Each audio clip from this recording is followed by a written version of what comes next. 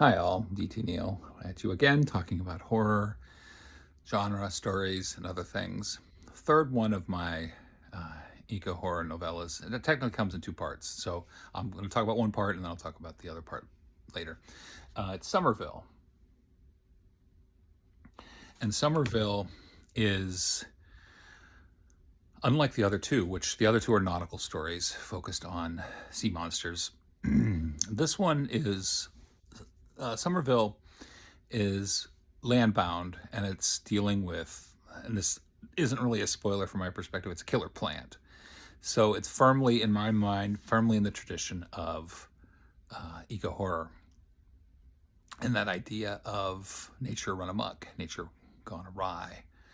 And Somerville involves a handful of very bro-like characters who are off on an adventure to try to find some ancient brandy that was lost when a Confederate blockade runner was sunk on this particular river in the Carolinas, and they are out to try to recover it, not understanding that they are coming to a town, this town of Somerville.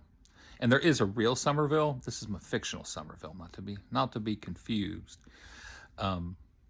This other Somerville is a ghost town that has been overgrown by a malevolent plant entity.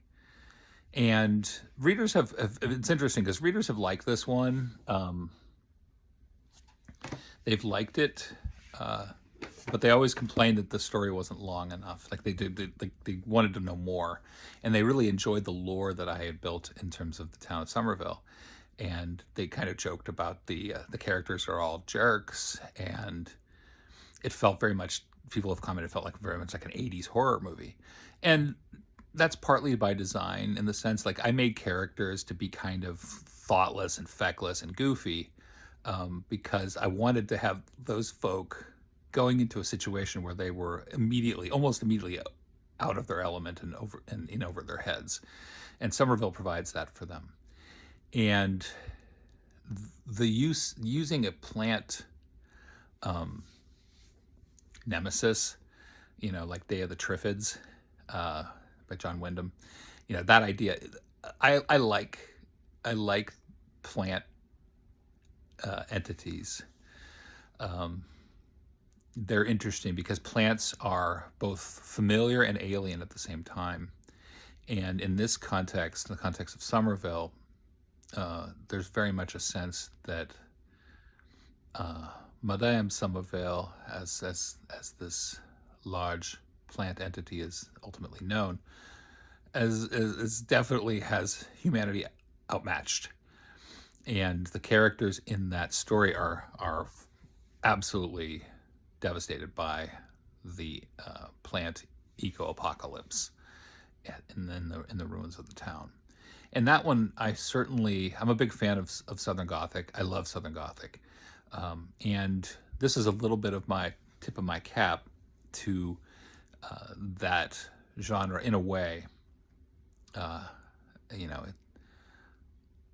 It's not Faulkner-esque per se, but it's certainly has its own grotesqueries in it. And I like, I think I like the way that story came together. And it was funny for me because I wrote that one and I kept seeing comments from readers. People were wanting more. They wanted to know more. And they wanted more and more and more.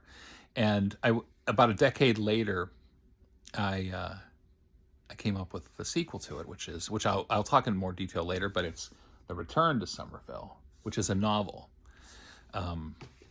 which was a departure for me on the eco horror because I kept them to novella length because it was just like, well, it's quick, it's get to the point for people. But I realized in having done Somerville and all those questions that came from people, they wanted to know more, so I offered them more with Return to Somerville, which I'll talk more in the next clip. But